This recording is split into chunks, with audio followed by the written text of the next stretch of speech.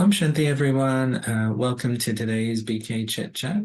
Great to have those of you who are able to be with us live, and also warm greetings to those of you who are joining us later on through YouTube. Those of you who are tuning in for the first time, my name is Shailen, and my mother will join us shortly as well. And we are students of the BK London Centre.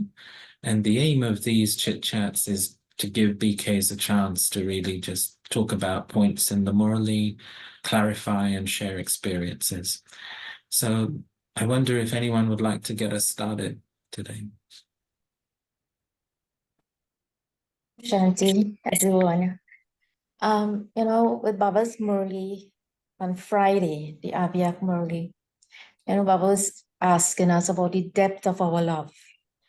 And the depth of our love will determine our level of sacrifice. He had asked, are we willing to sacrifice everything?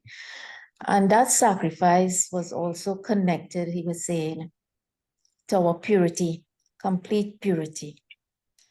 And, I am thinking, sometimes we think we're following all the Srimat, we're doing what Baba is saying, and that surrender is not there, complete surrender, or the sacrifice is not there. So it had me thinking, what is this level of purity? Baba often talks in words, action, thoughts as well. And I know for myself, when little thing triggers, you go back into why is this? Why is that person this way? The judgment that is there, which really you think, and I've been asking myself, why would I go back into that? While I have said to myself, when I just came into Baba's knowledge, everything I did automatically, everything. And there was this intense love and love for everyone, love for the Brahmin family, love for each soul that I saw. And gradually that waned, because then you start seeing the faults and you want to criticize, why is this one like that? So I am asking or thinking, how do we protect ourselves from that? How do we maintain that level? Yeah. Sister, so let me approach it in a slightly different way. As I was hearing that morally and reading it, I was thinking about motivations here. So how I interpreted it was Baba was conveying to us what would be the purest motivation to change ourselves or to let go of something. And I've shared with you all the story of when I met Baba and I presented that robot with the hand and the apple. And Baba's comment to me was that just as this apple is making the hand move, in the same way your heart overflowing with love for the Father is making you move, isn't it? And I think, over the years, I revisit this point. And like I think it's linked with what you are describing of your experience, that when we are new in Gyan, Baba gives us that experience of that purest motivation, like that essence of our being, which is love, and we are naturally loving. And I think what Baba was conveying to us was, how much is your love for Baba your motivator? Because generally speaking, if we analyze the moralings, Baba is the great psychologist. And of course, he knows all the souls in the world anyway. And because he knows all of the, so Ambika, I'm just muting you, but you can unmute yourself just because I'm getting some feedback. So he knows all the souls, he knows all the Brahmins. And we know from psychology that this iron-aged body and the iron-aged brain is based on two main motivators. One is fear, and the other is hope. So in the Iron Age, we as people we are motivated by either fear or we're motivated by hope. So if we look at how Baba explains to us, we see a lot of framing around these two things. Because he knows if he's going to get through to us, he's got to convey some things which give us hope and some things which also scare us as well. So we will have some narratives around Dharamraj, around punishment, around the jail of the womb, around karmic accounts, and so on. Because if we didn't have that, that also wouldn't be the motivator. But then the other side, if you just have fear, that also doesn't work. So what Baba does, he's got just as much, if not more, on hope. Well, you are going to become these, you did it every cycle. You became Brahmins to angels to deities, one step of courage of the children, 1,000 steps of help of the Father. I mean, point after point after point is about hope. And he was telling us this season, wasn't he, on the Sundays, that we got to become free from disheartenment. That was one of the points of the freedom. And what happens is, like you're saying, you begin your Brahmin journey mainly in hope, right? I don't think there are that many Brahmins who start off with fear. I do know some where we hear the stories, don't we, of 1975 and 1976, and people genuinely thought destruction was going to happen in 76. And then you hear that they left, because it's not a good motivator, is it? It's not as sustainable. So I was interpreting Friday's video morally in this framework of what is a sustainable motivator. And how I understood what Baba was saying was that if you just stay in this framework of hope and fear, it doesn't really work fully. Because you can motivate yourself to change some things out of fear and do some things out of fear. And similarly, you can change some things out of hope and do some things out of hope. But if you really want to completely change yourself and really attain that higher level of power, the purest motivator is your love for Baba. And that goes back to what he was pointing out to me in that personal meeting, that, what are you about? And of course, he knew that 30, 40 years later, I'll be sharing this with all of you, because at that time I'm 10 years old. It's not going to make sense to me. But now it makes sense to me that, what are the Brahmins about? Ultimately, the Brahmins love Baba, right? That is why they are there. But Baba is saying that how much is that your motivator? And that's where our mixture is, because it's not that much of a motivator for most Brahmins. It's not that they don't love Baba, it's that it's not a motivator. And so how much would we change? So what Baba talks to us about is, we will say, this is my sanskar. We'll say that, Baba, I want to do it, but I can't do it. Baba will say he doesn't like the word sometimes. Baba, I sometimes do this, and then other times I don't do this.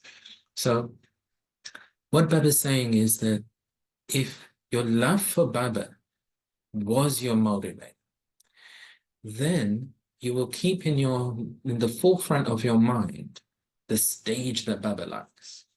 And the stage that Baba wants you to have is of complete purity, where you have no waste either.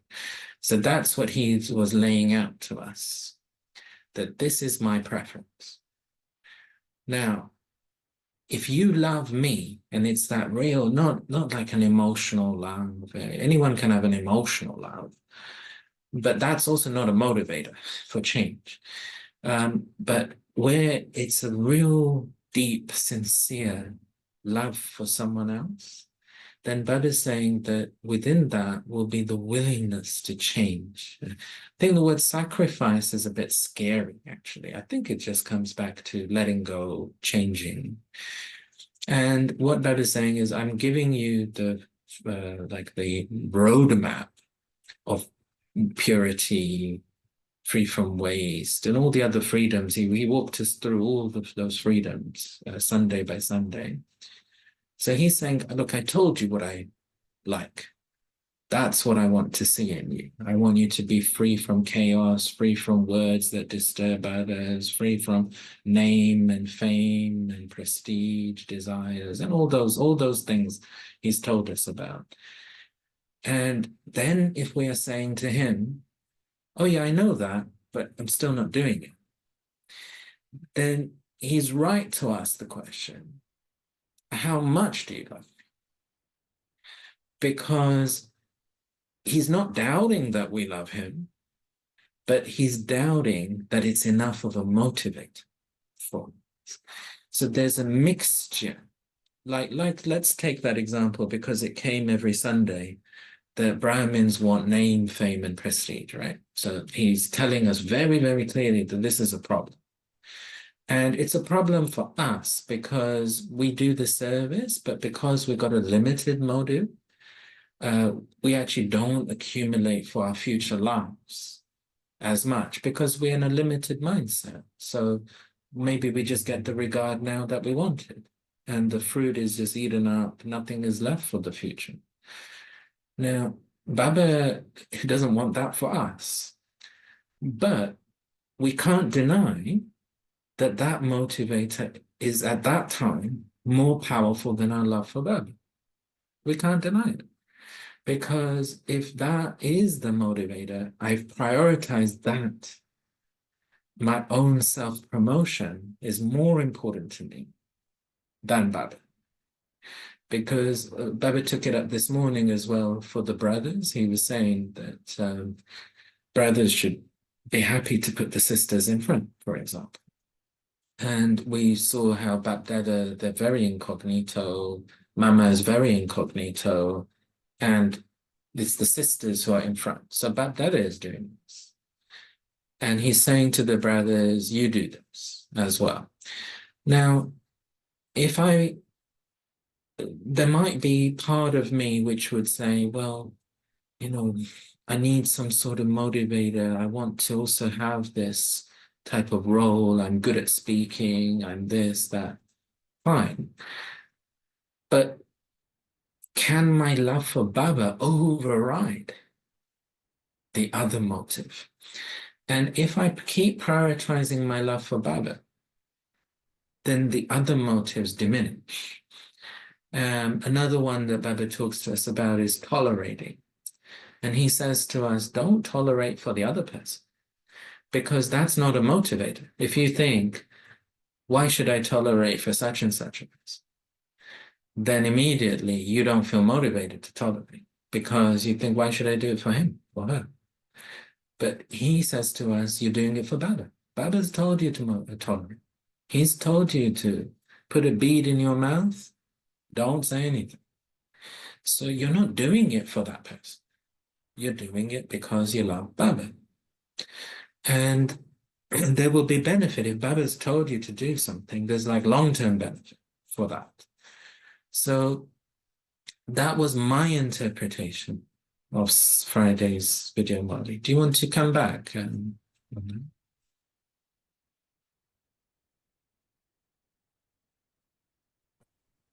Yeah, I do agree that really love will be the foundation to be able to do what Baba, well, it shouldn't really be just what Baba wants me to be, but what I want. Because if I don't want it, if I don't want to improve, if I don't want to transform, and I know it only on a theory level that I have to. Yeah. So the depth for it has to be really love for the self, love for Baba, yes, but really also, as you're saying, that I have to have this love for myself and this regard for myself as well, to want to transform. get rid of all these old sanskars that comes up from time to time.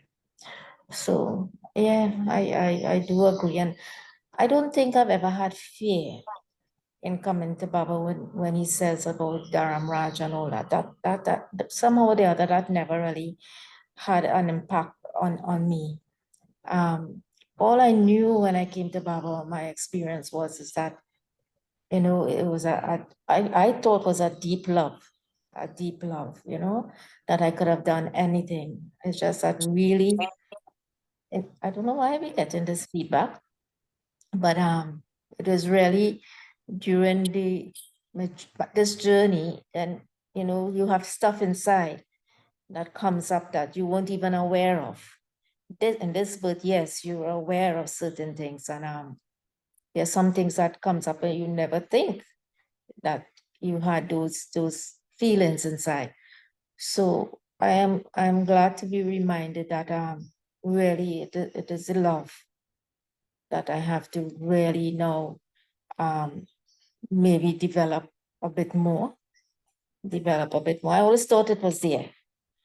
And but as Baba is also saying, the depth of love is really what will so I need to for myself to revisit those feelings inside. Yeah. Yes, I think it is about emerging. So, like you're saying, it's revisiting. I think that's the point of this blessing that I'm also sharing and passing on to all of you, that I do feel that this is the essence of all the Brahmins. It is that love for the Father. Your point about loving yourself, I think, is correct. But my experience with most Brahmins is that their love for themselves is less. And the way in which they won't have enough love for themselves to necessarily change fully or make those efforts. So I think this is why Baba focuses on loving him, because this is something which all the Brahmins do have, I think, to an equal level inside of themselves. It's just that it's not emerged equally. And earlier, Judy Ben was commenting how much she enjoyed Lady Brajendara's experiences that I put onto the group. And I had the opportunity to meet quite a number of those daddies from Karachi. And if there was one sanskar that I left, my perception of the most common sanskar among all of them, they were in love with Shiv Baba and they were in love with Brahma. And it comes through in these experiences that, why are they doing this? It's not really even that they love themselves. They are so much in love with Shiv Baba, but also I noticed they were equally in love with Brahma, both of them. And so whatever Bapdada said, they just did it. They just accepted. So Lady Brijendra is sharing in that audio of how Baba just told them that they were a soul and they just were walking around in this blissful soul consciousness because they love, like they didn't really understand what is the soul. And it wasn't a theoretical understanding. It was immediately a feeling that, oh, Baba said we're a soul. You are my brother soul. And it was just, they were a soul.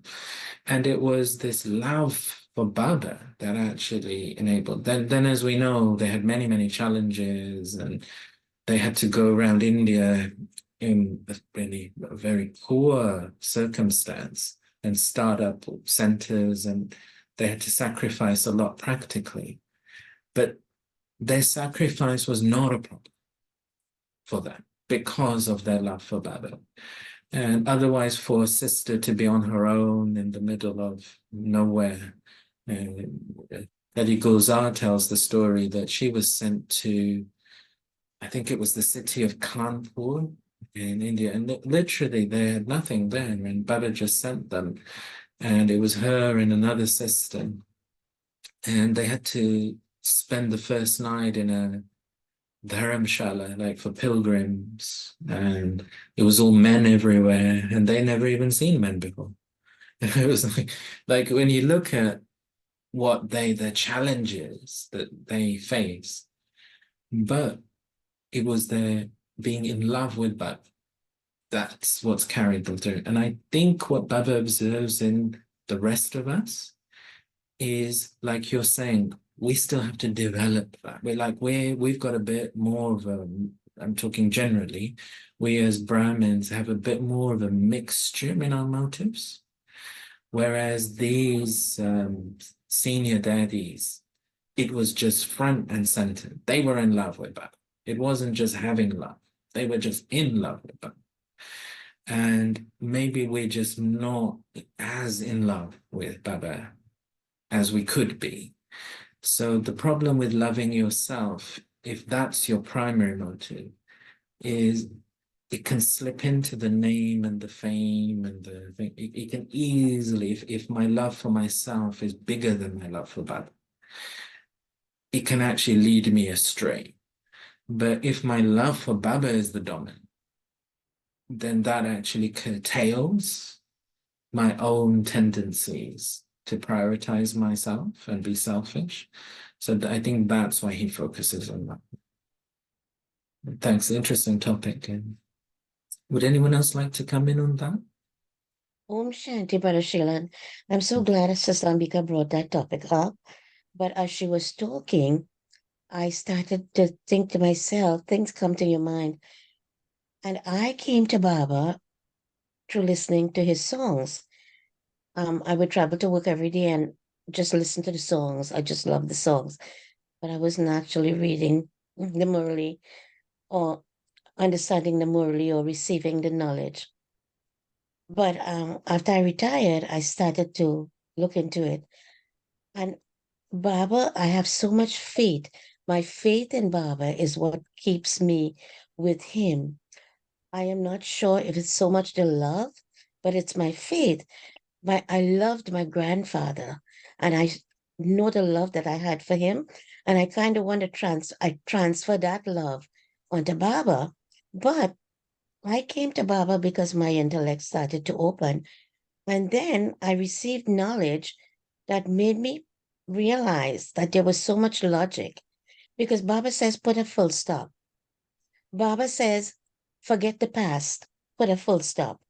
And there was so much of my past that I was glad to forget. So it's like so much logic in everything that Baba tells you. He's your canopy of protection. So you feel safe. And there is so much in the Gyan and the knowledge that that makes so much sense and is so very important for me, that to know that I am a soul, to know that I have to, get rid of these attachments. And it gives me so much comfort. It means so much. And it helps me in this life.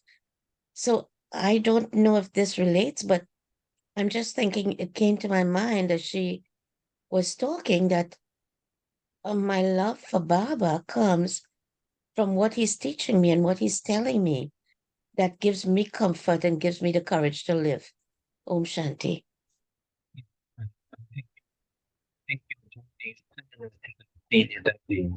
I think for them as well, it was first faith and Baba's songs, and then later knowledge. So I think that's not unusual. You've got different Brahmins sort of with different journeys and different pathways into Baba's knowledge.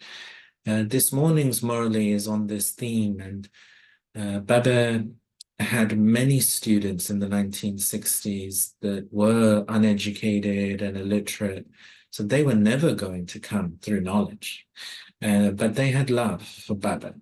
But what he's emphasizing is what you're describing, is you do have to make that switch to being a student and really studying the Murli. He wants us to devote this life into the study. And what, as you also describing, it is about transferring love. So like you say, faith, that's what makes us study. Otherwise, we wouldn't be open to the concepts and accepting and trusting and believing these concepts that we're hearing in the Murli. And then our faith just grows because we're even more convinced as we understand the knowledge. But then Baba teaches us in the Morally how to have yoga.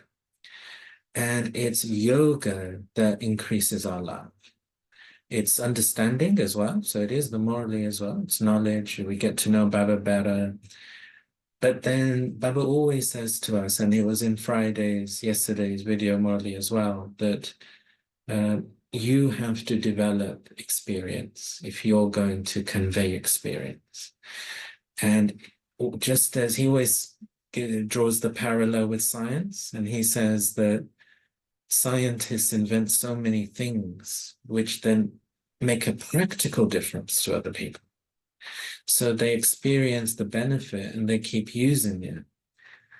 You're also going to need to show the practical experience and benefits of silence. And so it's developing this love for Baba. We have got it, like I've been emphasizing. I do believe that all the Brahmins have it in the core of their being. They are naturally in love with Baba. Baba tells us in the Morally as well, you are the lovers of God. You are the first ones who began devotion at the beginning of the Copper Age. You are the Sitas, he is the Ram. He tells us all these things. So we do have this real deep love for Shiv Baba. But as you say, it's become scattered into many people. And so we are much more familiar with loving human beings or loving animals or loving tasks and so on. And it's yoga that clarifies our consciousness.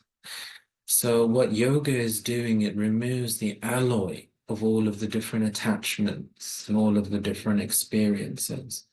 So then what's left is that original love, with Shiv Baba. So yoga is very much about reminding ourselves that we've got to connect all relations now with Shiv Baba, because ultimately he is the one that we're going to, and he is the one that's the support for the soul. Everyone else, as we know, is just with us temporarily. It's not possible for them to go with us and not possible for us to go with them. So it's about really reconnecting, and it's this process. It is a process, but I feel very confident that for all the Brahmins, that deep, deep love for Baba is already there. And so it's just a case of us prioritizing that. And as we continue to prioritize that, it dominates everything else. Thank you. Would anyone else like to come in and share anything about that or anything else?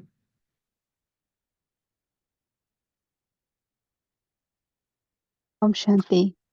Shanti. Can you hear me? Yes. Yeah, just on that same topic about love, and the experience here was, coming into knowledge to have the clarity, and it was amazing. But actually felt the lack of love. When Baba talks about Murlis, in Murlis about love, and that was the experience. And and then when checked with seniors, they said to, connect with Baba, with his virtues, his, qualities, and things like that to develop this love. But do you have any tips on that? Because it would really help with this. Thank you. Yeah, thanks for sharing. So my experience is that we are very mixed up in our consciousness and we are not really singular. So as Baba said to me, and he says to all of us, we do have that love in our heart.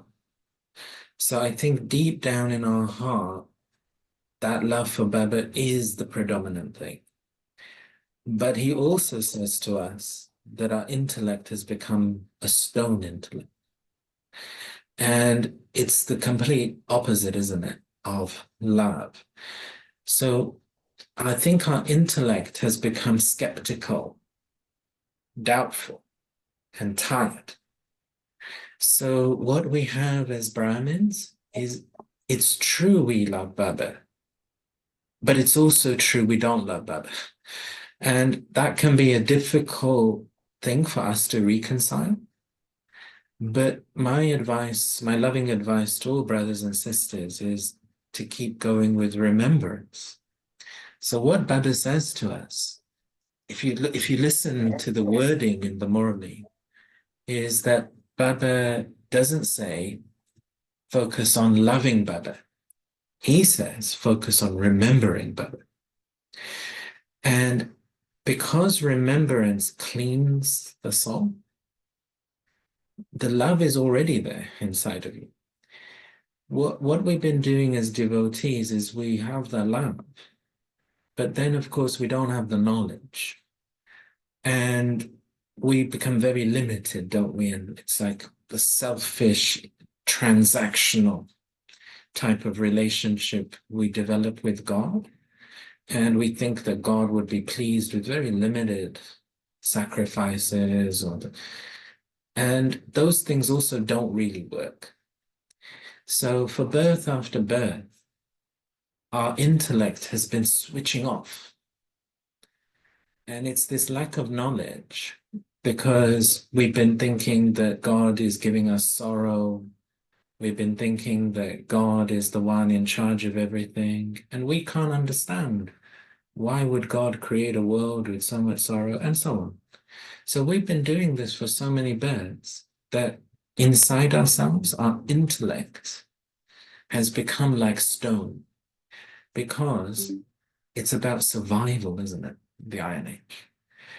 We listen to all the good things. You can go into any religion. There's lots of good things in that religion. And then we have the reality of life. And so we develop mechanisms for survival.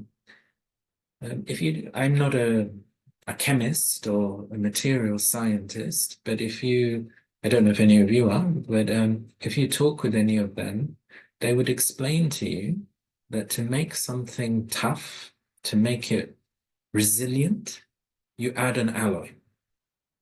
Like a metal in its pure state is not as strong as when you add the alloy. So for example, steel is like an alloy of different metals, and the different things we create, like even you wouldn't really use 24 karat gold. Like you wouldn't use pure gold for anything. You would add something to make it more solid. So when Baba says to us, you've had an alloy mixed within you, this is, we've had to toughen up to deal with life.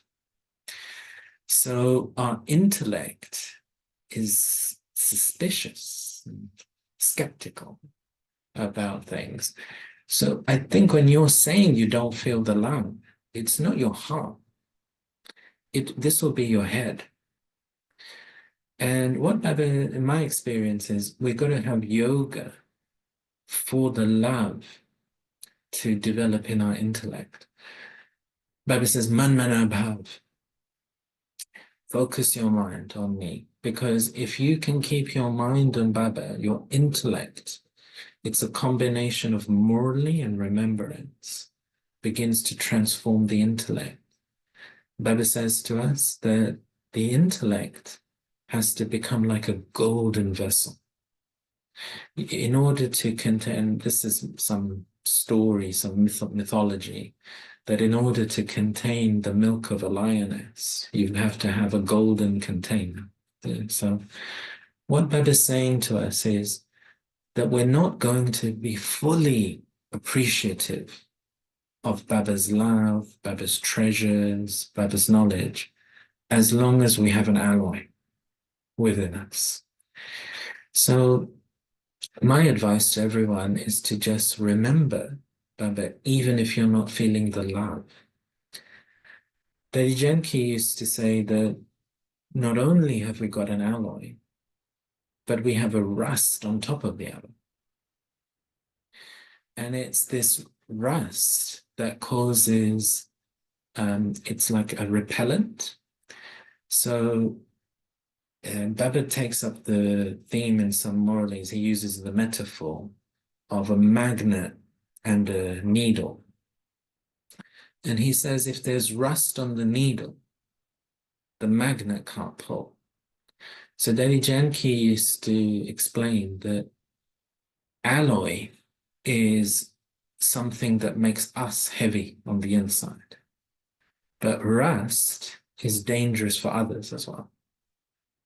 So Baba was talking this morning about how we've got to be careful of our attachments, even to other Brahmins, and an attachment can grow and grow and grow, and you end up actually more in love with that person than Baba, and you will go and leave Baba.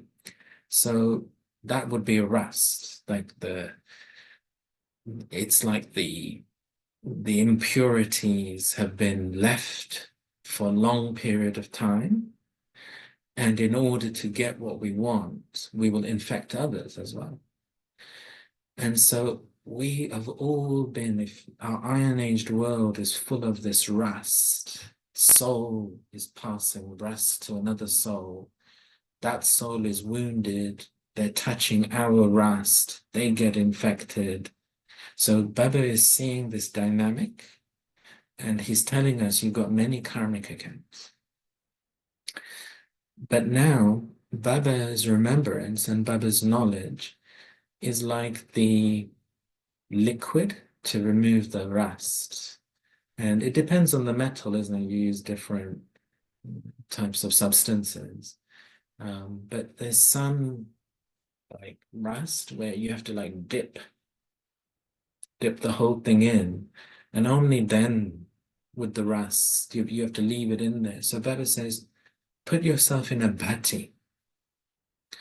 You're going to have to put yourself in a furnace, in a kiln, in order to get this rust out. It's not, if you just have bits and pieces, it will never. So when we say we're not feeling the love for Baba, that's to do with this rust that's on the top of the soul. So we have to have remembrance and knowledge to clean the rust. Then as that rust is removed, then you feel more love for Baba. And through that combination of loving remembrance and knowledge, the alloy continues to be removed. And as that alloy continues to be removed, so if I just use my hands to describe, for most of us, as we're coming to Baba, the different parts of us are pulling in different directions. So you have the mind, which is heavily influenced by the senses. And the mind is attached to the outside world. So the mind is always pulling us outside for fulfillment. The intellect is heavy, tired, stressed, doubtful, and has this rust and this alloy, and it's lost its original love and sparkle. It's pulling in another direction. And then our heart has got damage and all sorts of mixed traumas and experiences. It's pulling in another direction. But underneath, at the bottom of the heart, and underneath at the bottom of the intellect, right at the bottom, is buried our original sanskars. And at the bottom of the heart, your original sanskar is you are a lover of God. That is your essence. And at the bottom of your intellect is that original clarity, that original truth is inside of you. And if you imagine when you're in the golden age, there's not these bits pulling in every direction. It's as if there isn't a separate mind, intellect, sanskar, but the whole of consciousness is just one.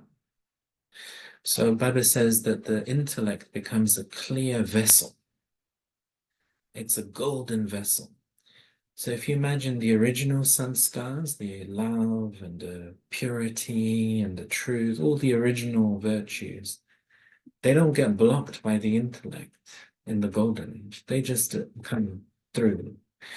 And we don't need like alloy, we don't need defensive mechanisms. We don't need to protect ourselves in the golden age from anything. So you don't have to have any alloy. You're just golden. And our consciousness is like a diamond. So in the golden age, the mind, intellect, sanskars, they're not really separate. It's just all oneness within. And in the copper age, the word in Hindi, as you know, Shailaban, is dwapur, dwapur. And dwapur means separation. Separation. So it happens internally first. A separation occurs. And then it happens externally because the outside world reflects the inside world, right? So Baba says to us, the golden age, you have one kingdom, one religion, one language, because inside is also oneness, unity. Then from the copper age, we become split inside ourselves. So it all begins. We begin to use the vices, so the mind is getting attracted outside. The heart has its conflictedness, and we're beginning bhakti as well. Then the intellect has got problem solving, right? We've got problems all of a sudden. So the intellect is having to grapple with problem solving and so on. So everything begins to pull us in different directions. So there's a dwapu, a dividedness, a division occurring internally and externally. So by the end of the Iron Age, those divisions are deep, very, very deep, deeply ingrained. And we're not really one thing, are we? A person is not really one thing. A human being is very complex. There are multiple identities, multiple roles, multiple sanskars. So I don't think we can even say like we don't love Baba, because part of us does love Baba. But it's also true to say another part of us doesn't. And now we've got to, through Baba's help, bring it all back together again. And this is what Baba calls self-sovereignty. So he was saying to us in the video that if you don't have that controlling power and you don't run things with order, then your mind is going to deceive you. So this is what he was explaining, that we're going to have to we have to have the remembrance to develop the love, and then that loving remembrance develops power, and it's that yoga power. That is what develops that controlling power. Otherwise, we are dominated by the mind, intellect, and sanskaras. We're not really in control of anything. We have like lost our kingdom internally. But Baba is making us self-sovereigns again. He's saying now, take that power from Baba and use that knowledge and power to begin ruling again. So he says, firstly, everything begins with the mind, because your thoughts are the foundation of everything. So man manabhav, get a grip of those thoughts. Then, as I've been sharing with you, my experience is feelings don't change through knowledge. Feelings change through yoga. So we got to have the remembrance. And it's the remembrance that removes the rust, that begins to change the feelings, it begins to heal the feelings.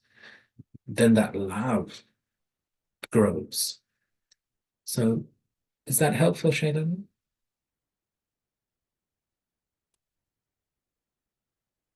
Yeah, great. Thank you. Yeah, thank Thank you. Would anyone else like to come in and share any of their thoughts on that?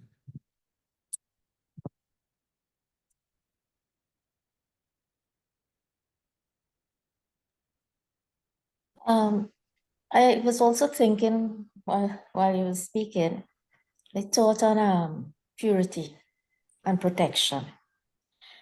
And Baba has indicated in the past and continues to indicate, purity is our protection. It is the mother of all virtues. The level of protection also will come from yoga and the inculcation of the virtues. I am looking at when, there are different scenes in the drama where you have all these events that are happening. And my thought has always been that Baba protects us. But where our purity or impurity is concerned, what is that level of protection that happens at that time? Yeah. The topic of purity is a fascinating one. You're quite right. I think that purity and faith, as Judy Ben was saying earlier, these are the foundations. And they're like the parents. I've shared this with you before, that do we put them as virtues? Do we put them as powers? And I think I've come to the conclusion that they're just unique into themselves. And I think purity is the mother of everything, and faith is the father of everything.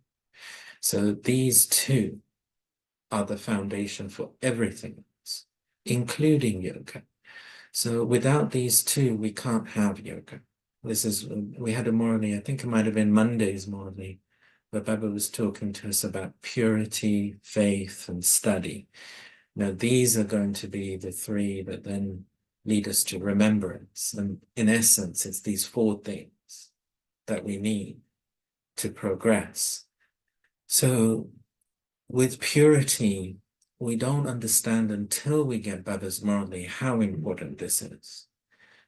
Purity has gone out, certainly in the UK. I don't know if it's different in your countries, but in the UK, purity is not even part of the modern day thinking or parlance. And when I visit places like Rome, you do see nuns, wandering around and on the bus and things.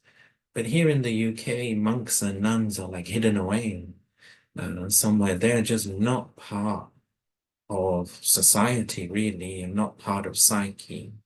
Whereas if you went back 500, 600, 700 years, the monastery, the abbey, it would have been like one of the centers of the community. And UK society was based around these monks and nuns praying for you and for the benefit of the community, because there was this value for purity. So this is certainly a factor of becoming tamopradhan, that we lose the understanding of the importance of purity. And then in the Indian context, Baba talks about the value of the sannyasi religion and how we see this, don't we, with colonialism, that one of India's great achievements is keeping its cultural heritage. And people are so impressed, even with those of us who are born abroad, like I was born in London, that people are so impressed. And maybe if I wasn't with Baba, I wouldn't be so much into it. But you do see also many people born in England, they're very, very closely culturally connected with India. They can speak the languages. They are very active in their temples and so on. So India has a big achievement, whereas many African countries, many South America, North American cultures, they got wiped out by or deeply suppressed by the colonial cultures. But Baba gives the credit to the sannyasi religion, and he is very specific about their power of purity, protecting the culture as well. So these are things we don't think about until Baba comes, and he says purity is also a sustainer. So it's the purity of the sannyasis that sustained the householders.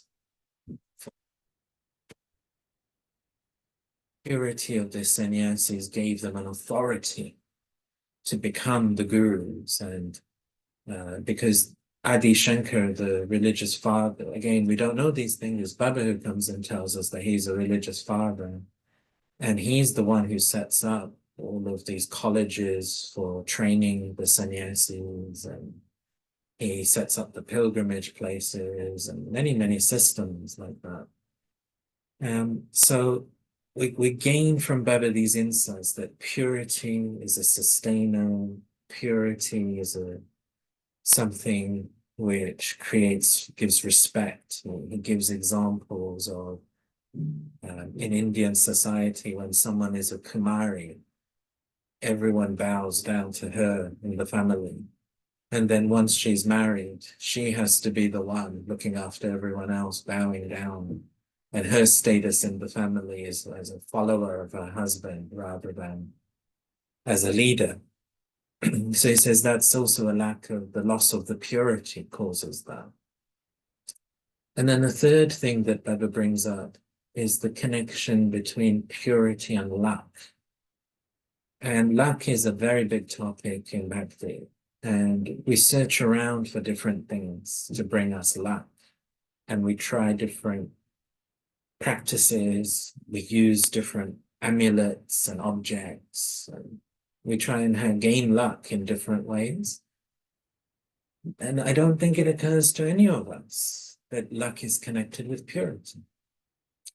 And so Baba says to us that it's the vice of lust in particular that has changed the omens and turned it into the omens of Rahu by the end of the Iron Age.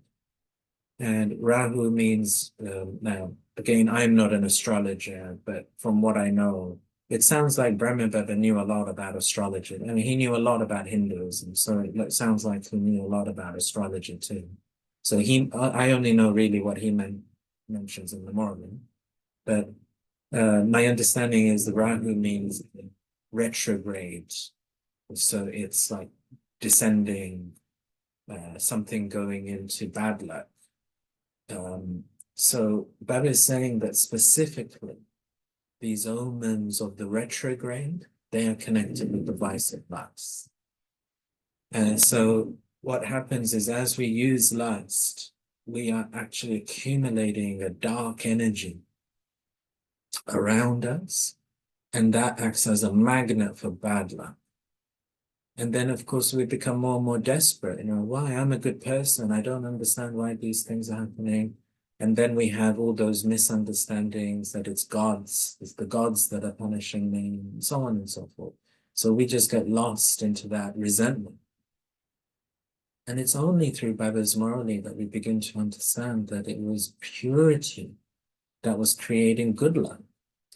So, for example, if someone has a life where they're a monk or a nun, that would accumulate purity, which would mean in their next life, they would have luck. And you find some people, that Baba tells us in the Copper and Iron Age, the karma only lasts to the next life. So we've got to each life do it again. So definitely for that, you do meet such people, don't you? That like they just had good luck. No matter what they did, they didn't have to make any effort for anything, and just everything came their way.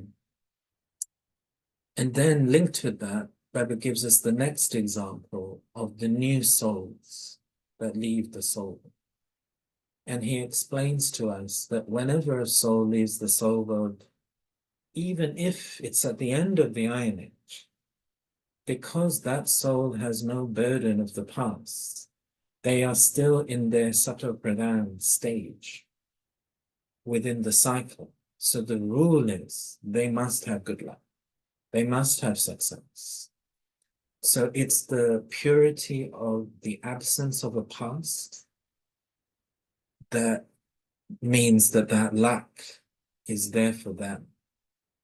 So purity protects us in this form of luck, in the form of sustenance, in the form of preservation, and in the form of good decision making. Because the next point that Baba brings up is, generally speaking, study happens at the time of celibacy. Of course, times have changed now, and in fact, young people, they grow up very quickly. It's not really their fault either. There's many influences, but And also in the past, we used to marry people off at 13 years old in many cultures. And so study was also much shorter. It would just be basically primary school. Now we, of course, have much more longer term education. But ideally still, people would say that it's best to stay in celibacy because there's this feeling of distraction and this feeling, this is what Baba was mentioning this morning, that if we get into attraction to other people, we will stop studying, we'll get distracted. So similarly, celibacy creates a clarity of the intellect. And when Brahma Baba used to ask sannyasis, they used to tell him as well that the vice of lust degrades the intellect. This was one of the answers that they used to give him. So he mentions this in the Muralis as well, that there's still an understanding amongst devotees that there's an effect on the intellect of the vice of lust. So purity protects the clarity of the intellect so that we can take better decisions. So in all those ways, purity protects us. Do you want to add into that or come back on anything? No, I do see where purity is concerned. But I was wondering also where protection is concerned, as a Brahmin. And when we are going through whatever, say there's so many people with these climates and stuff, what is the level of protection that Baba gives a Brahmin at that time? Is it dependent on purity, or is it dependent on being Baba's child, or is it dependent on the destiny of that child? So Baba's role, not my impurity or purity, but Baba's role at that time. And you can all think about it. I think it's probably a mixture of all of the things you've mentioned. Because I think it's perfectly possible that someone's got some very pure karma which comes to help them at that time. But ultimately, it's purity supporting the yoga that is then used at that time. I'm sure you've all heard Brother Ram Prakash Bhai's experiences of 9/11 and being in the World Trade Center. And through his experience, I became clearer about one thing of that how the intellect has to work properly at a time of crisis. So that brother's been with Baba a long time, and he would have, even by 2001, had a number of years of accumulating. And that paper came suddenly. And he shares how he was very clear as to what he needed to do. So the protection came in this form of the intellect working properly. So it's the combination of the purity, the yoga, and possibly also the good karma, all of that combining to make sure we take the right decisions at the right time. And he was describing how a security guard was telling them to stay in that second tower. But in his head, he was very clear. He needed to leave. And Dada Jagdish told similar story. I was mentioning it earlier of how they were in the 1950s in particular, there was a lot of still suspicion in India after partition about different groups. It was a very different atmosphere. And the BKs had come from Pakistan. You see, they had stayed there for 3 years after partition and then come into India. So many groups were still very suspicious about the BKs, and they were not worshipping idols and things. So it didn't fit the narrative of a Hindu. They felt more like it was a Muslim group that's come, and who are they? And all of that was going on. So some of it was just misunderstanding, people stirring things up, people being hot-headed. There was a lot of that going on. And he was traveling from somewhere, I think it might have been to the center in Kanpur, and there had been some intelligence unknown to him that someone was targeting to attack him as he arrived. And he was arriving in the bus. And while he was sitting in the bus, he was in Baba's remembrance. And he just had this thought that because the bus stop was on this side of the road, and he needed to go, firstly, he had the thought he must go straight to the police station. It was just a thought in his head. And then he had another thought as he remembered Baba, that he has to take the rickshaw to the police station. He must not walk.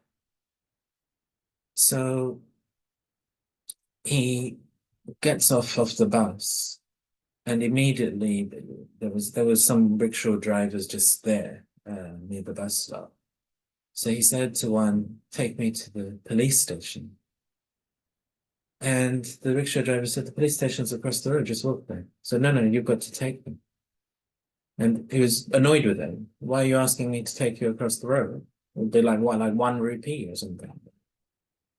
Why would I do that?" But he was insistent. And so then eventually he took him. And then as he arrived in the police station, the sergeant or the inspector said to him, "Oh, Jagdish Bhai, I'm so pleased that you came here. We were trying to telephone you before we left and get you the message that we've received intelligence that as soon as you leave the bus, someone was going to target you with an attack." And it was actually because he was in Baba's remembrance that he got the right touching to be able to protect himself in that way. So there are many such experiences. It's the purity and the yoga that has to be accumulated that will give us the right thought at the right time. And it could be vital. It could be even life and death, as these two experiences are. Before then, though, we got to get it right in our day-to-day, ordinary life. And I've shared with you many times that how Lady Janki just shook her head at me when I showed her my chart all those years back, because she just leaned across and said, "Shailen, yoga means having the right thought at the right time, doing the right thing at the right time." And the story that she used to share in class was from the days of Karachi. And they were living in 6 different Babins. And Baba, their morning Murali was sent to them. Shiv Baba would write the Murali down, and then a brother would cycle the Murali across to Mama, and then Mama would read the Murali in the class to everyone. And they would meet Baba spontaneously. So in the Bhavan where Daddy was living, Baba arrived spontaneously. So they all gathered and they had a Murali with Baba. And some of the daddies said at the end that, "Baba, if you had told us in advance that you were coming, we could have let Mama know, and the other daddies know, and it would have been so much better if Mama was also here." And Baba's comment was, if Mama's yoga had been accurate, she would be here. Now, afterwards, the daddies then told Mama, this is what Baba said. And they remember Mama's face going bright red. She felt so ashamed that Baba said this, and she developed this determined thought in her mind. This must never happen again. Because Baba he referred to a story from Krishna's tales. And what they described, Baba was mentioning to us 3 weeks ago that our final stage is remembered as the gopis and gopis dancing in supersensory happiness. And one of the stories is that Krishna would just arrive suddenly. So the gopis and gopis, they're longing for Krishna. He is their beloved. They are in love with Krishna.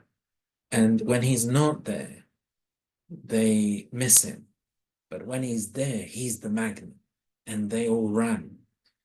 So Baba said at that time that there's this story that even the cow's ears began flapping, because even the cows of Krishna were so much in love with Krishna that if Krishna came close, they knew.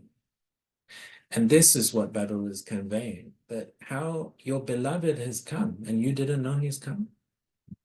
You should be able to catch the vibration here. So I think we got to understand the level that Baba is expecting us to get to. And like you say, these crisis situations are going to be such big tests. COVID-19 was a rehearsal, but we still have the support of electricity and the internet. So we had a lot of information, but I can envisage the next pandemic could be where we don't have the, like, maybe two things happen at once. You could have like a pandemic and you lose your electricity. Then we don't have information. We don't know what to do. We can't talk with anyone. We'd be very isolated. So what Baba's training us for is the time without the internet. When they were building the One Solar project in Mount Abu for Baba's complex there, where they basically got a self-sustaining electricity system. I can remember Baba saying to Golo Bhai and his team that at the end, this is all that there will be. There won't be anything else. So he said, this is a good thing you're doing this. And, you know, he's giving us an insight. We're not going to have electricity. And our society is based on electricity. So at that time, Baba says, you got to have a viceless intellect that works like a wireless connection. You won't have your wireless internet. You must have your wireless connection through yoga. And it's that purity that supports the yoga, which then protects us to do the right thing at the right time. And in some Murlis, Baba said to us, you'll have a touching, catch this train, don't catch this train, go on this plane, don't go on this one. Like there could be life or death. And those things are very evocative. Of course, sometimes there are plane crashes, but at the time of the partition of India and Pakistan, certain trains were massacred. Like it's quite evocative when Baba's saying these things of that time that they all lived through. That which train you caught would have determined whether you lived or died. And so Baba's saying, look, these were rehearsals. Climate change hasn't even really begun to hit us yet. You know, what's going to happen? It's going to be completely, the current societies we're in, they're all going to be disrupted because climate change will change everything. And so you're quite right to be thinking about that. I wonder if Benjamin, you'd like to come in and think. Nice. Well, when we had this 1995, 96 Mudlis for past few months, Baba mentioned that there are quite a few Mudlis we heard about purity. You know, remember 25th March, Mudli, Baba started with the power of truth, and power of foundation of that is purity, so complete purity. We need that. And Baba has mentioned, so we'll revise that, we'll find out points.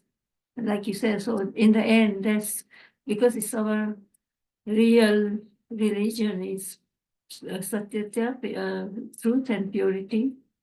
And those pillars at the end will help us keep safe.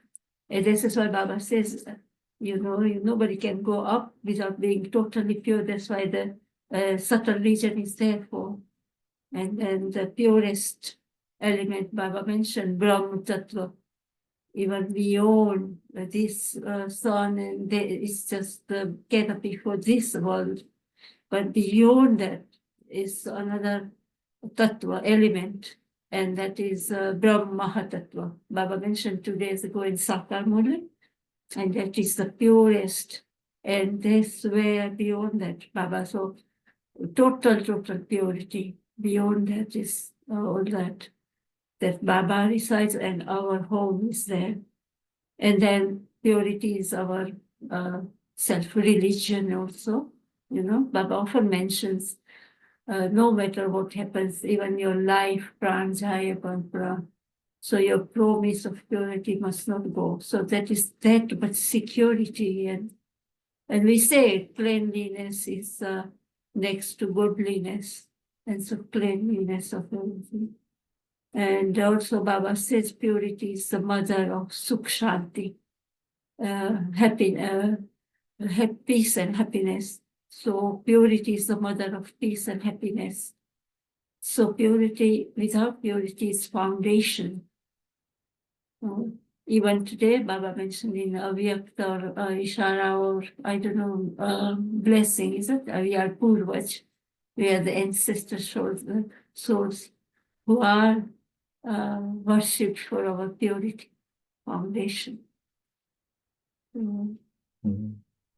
That's right. And also our thoughts, if they are not pure thoughts, like if you have pure thoughts, people won't touch us. They will get good vibrations, and it's like a magnet. But if we have negativity and impure thoughts, then there's a lot of danger of, there will be a lot of souls. We can see how they are leaving their bodies now, like that they'll be wandering around. And that's why we'll have, there's a lot of, that's why Baba says, your thoughts all the time, constant. Today's slogan was also constant, Baba, remembrance of Baba. And that's what will protect us. But, you know, so in Hinduism, in after, you know, when we tie the Rakhi, that they have this men folk change their jano, they call it a sacred thread they wear. And so that is to protect from the evil, but that is a memorial of now. What that means is our thoughts, words, everything should be so pure, you know. So Baba, as I said, that Murli of purity, Baba said your words, everything should be so pure. And Didi also, when she left her funeral, after funeral, Baba said, Didi, today you had lots of garlands from lot of Baba's children who had so much love for you. And Didi said, I accept only the garlands that children have are filled with pure and positive thoughts. If they are even filled with a trace of impurity, I won't accept it. That much purity, because that's our protection. But so, you know, this purity it goes with our self-religion of truth. So it's the main foundation. So all the time, pure thoughts, you know, will protect us. And I remember one sister from Punjab, when they were in the late 80s, there were a lot of atrocities there. And they were kidnapping, you know, women. And they took one of our sister from the center, and that sister was so with Baba and with purity. She just surrounded herself with pure and positive thoughts and Baba and purity. And they didn't do anything. They just respected her. And then one the very dangerous, you know, the gang leader, he even melted, and he really bowed to his her purity, and you know, called her that you're my sister, I'll protect you. I won't let anything happen. I think he comes in, he's become Baba's child now. He comes often, I heard his experience, Poonam Singh. And it's very interesting. He was doing it for community and the politicians being unfair and not helping. And he said we had the sattvic bhojan there, had all pure vegetarian, no onion, no garlic, nothing. They didn't use it. And they wanted, they opened the schools for children. They did a lot of charity. And this is what they were doing to the politicians, because politicians were corrupt and they weren't doing anything. And that's what frustrated them. They formed again. And there this sister said, then you have to come to the center every year to tie Rakhi, because you get Rakhis from your sister. But and so she gave Baba's introduction, explained. And somehow police were saying he's very dangerous person and were after. And he somehow didn't break his promise. He did reach the center to have his Rakhi tied by that sister. And this is how he got to Baba's introduction. But then one day somebody must have reported him, and the police were able to catch him there like that, because they knew he'll go there. And so he was imprisoned and they were tortured, but his faith, then he is Baba's child now, and he has been telling his Punam Singh or something, his name is. So, and then he explained, he says, we didn't mean any harm. In fact, we opened the schools and did a lot of charity, fed people were starving, children were, so that much purity has power. Mm. Shall we finish with some yoga? Okay, so we've had these themes of love and purity today. So let's focus on that. I won't play any music on this end, but if you want to play on your end, feel welcome to do that. And let's just take our attention firstly to our forehead. And we visualize the soul, Karavanha, sitting in the center of the forehead.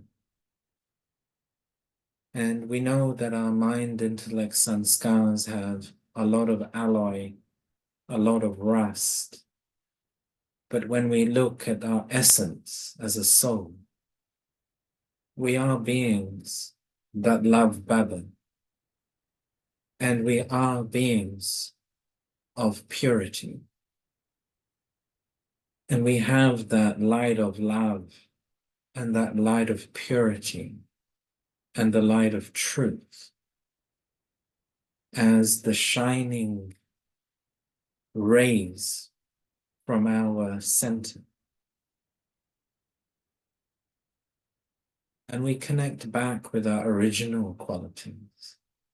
They've been buried underneath all of the other acquired experiences and sanskars.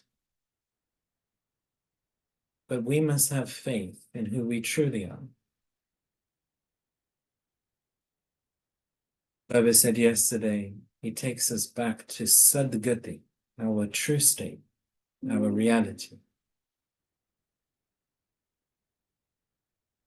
And then we take our mind upwards to the great element of Brahman,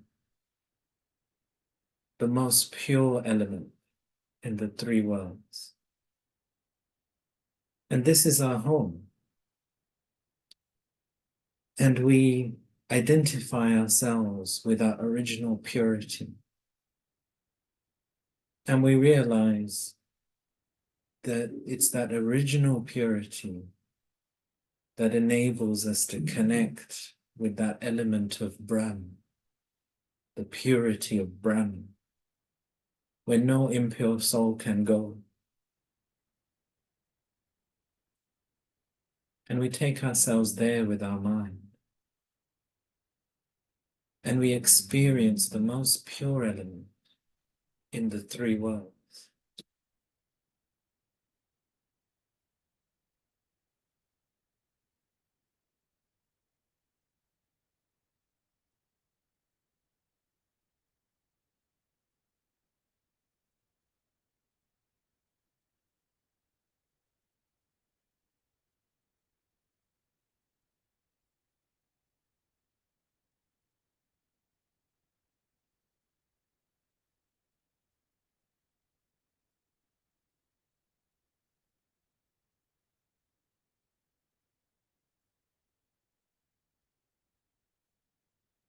connect with the other quality, the quality of our original love for God. And in this great element of purity, we also have the great light, the ocean of love, the Father of humanity, the Father of all souls, Shabbat, the seed.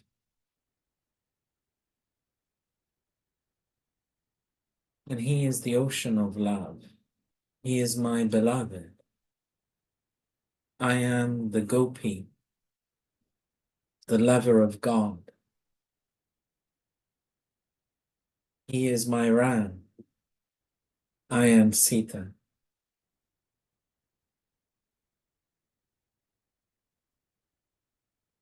And so I emerge and connect with my core. I am a soul that is a lover of God. And I fill myself with the love of God and the purity of the great element of Brahman.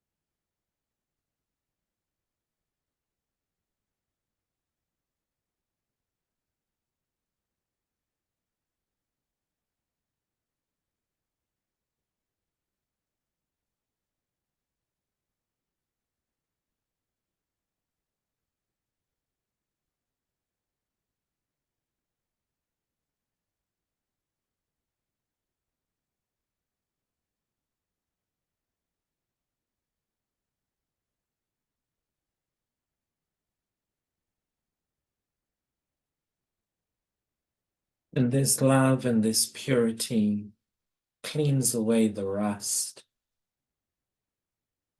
It goes deep into the soul, cleaning the layers of alloy and healing the traumas.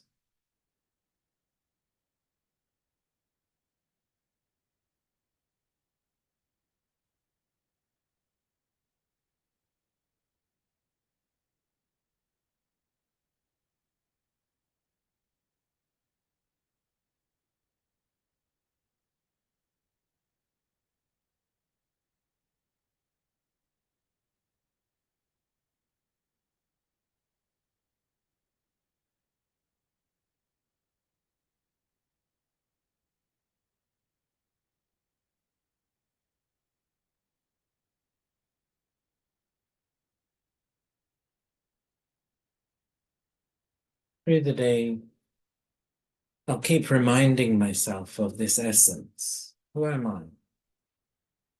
I am a lover of God. I am a soul with that original purity. And my beloved is just a thought away. And my home is this great element of purity.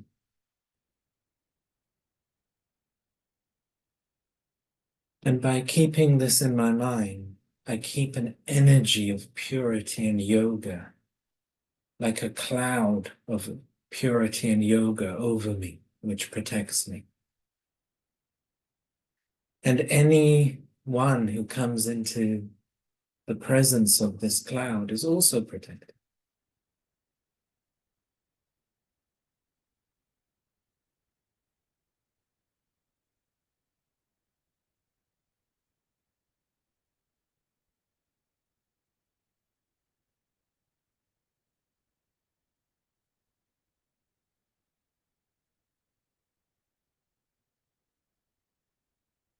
Shanti.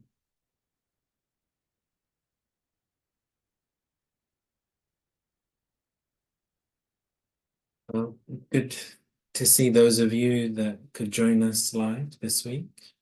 Also, warm regards to all of you who are tuning in through YouTube. And next week it's nearly Christmas Day, so I think many people will be visiting family. So probably we will reconvene in 2 weeks' time. So have a good couple of weeks, and we look forward to seeing you again soon. Om Shanti. Shanti. Om Shanti. Thanks for today. Have Bye a bye. good Christmas. Have a Have good a good Christmas. Christmas. Om Shanti.